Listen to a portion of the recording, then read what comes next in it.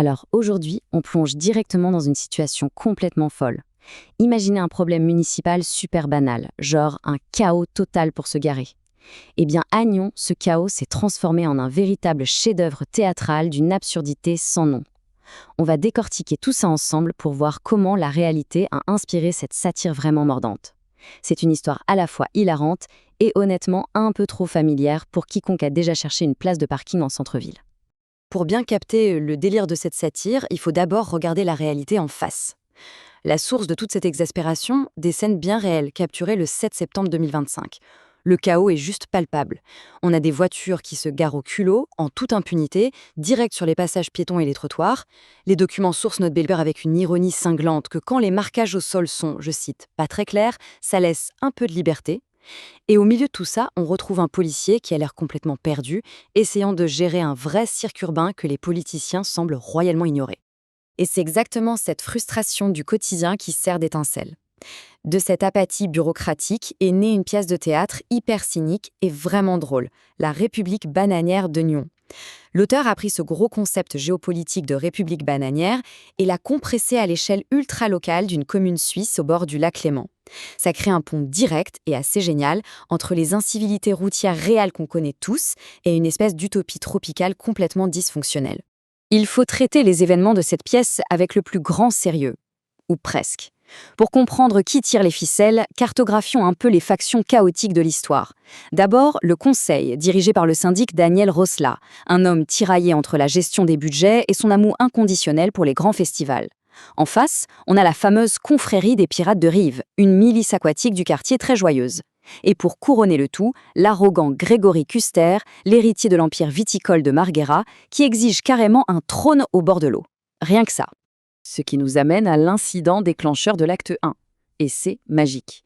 Le conseil communal organise une séance extraordinaire. Pas pour résoudre le problème du trafic, non, pour débattre hyper sérieusement de leur statut officiel de république bananière.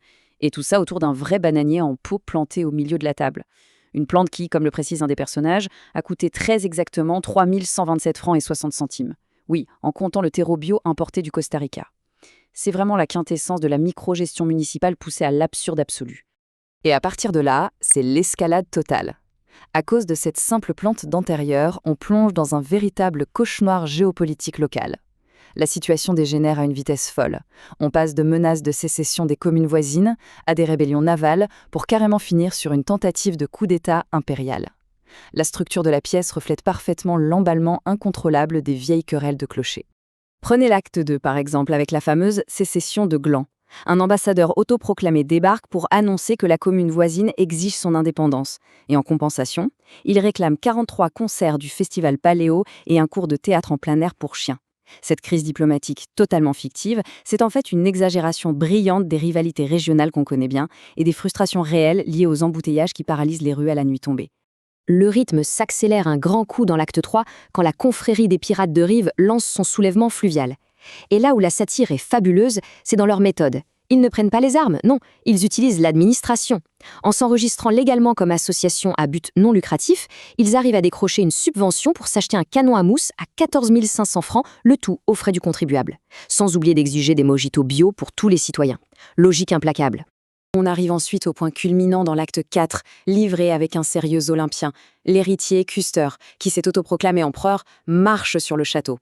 Le duel final a lieu sur la terrasse face au lac. Imaginez la scène, le syndic Rosla, prêt à en découdre, armé d'une banane. Face à lui, Custer, brandissant un tire-bouchon géant en or massif. Le résultat de ce combat épique, une glissade franchement lamentable et les deux finissent dans la fontaine publique, sous les applaudissements de la foule. Après ça, l'histoire prend un virage encore plus dingue dans l'acte 5. Pour survivre, le conseil décrète la fusion pure et simple de la commune avec son célèbre festival de musique. Nyon n'existe plus, place à la ville paléo Rossella. Les écrans de la salle du conseil balancent en boucle le nouveau logo municipal, un petit singe avec une couronne assis sur un tonneau de chasselas en train de jouer du ukulélé. C'est le paroxysme absolu de la critique de la ville-marque. Mais attention, parce que sous ces airs de grosse comédie burlesque, la pièce tape là où ça fait mal.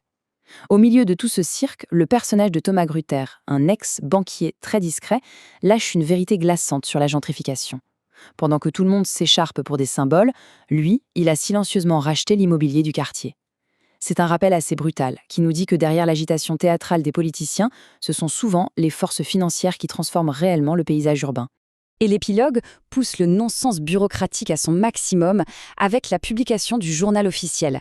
Les décrets qu'on y trouve sont des pépites d'exagération administrative. Outre la création de Rossellatopolis, on a l'obligation d'organiser des mini-festivals tous les mardis et dimanches. Mon préféré, l'octroi d'un congé payé compensatoire pour n'importe quel fonctionnaire qui aurait, je cite, « simplement posé les yeux sur un ukulélé ». On n'invente rien. Ce qui, mine de rien, nous ramène à la réalité. Quand on voit de vraies voitures de police essayer de se frayer un chemin dans le stationnement complètement sauvage devant les arcades, l'inspiration du dernier acte crève les yeux.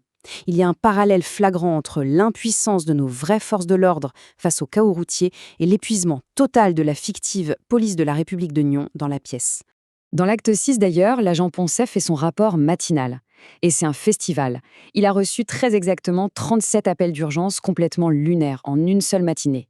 On parle de 12 plaintes pour tapage nocturne poétique, d'embouteillages causés par des parades de tracteurs et carrément de 3 personnes qui affirment être restées coincées à l'intérieur d'une tente de festival depuis le mois de juin. L'effondrement de la loi et de l'ordre est acté quand le chef de la police en personne, Christophe Schmitt, complètement blasé, abandonne définitivement le code pénal. Face à des décrets stipulant que toute infraction nocturne relève désormais de l'interprétation artistique, la police arrête les patrouilles et se met à la méditation. L'administration appelle ça le concept du gardiennage poétique participatif. Au final, ce décryptage nous laisse avec une réflexion très concrète. La frontière entre cette fiction d'une république bananière où un singe dicte des lois et la réalité d'une ville où les SUV s'approprient les trottoirs sous l'œil résigné des autorités est étonnamment mince. Ça donne matière à réfléchir, non? La prochaine fois que l'on verra un véhicule garé en plein sur un passage piéton, on se demandera forcément, assiste-t-on à une simple infraction ou au tout nouveau décret d'une république décidément très bananière?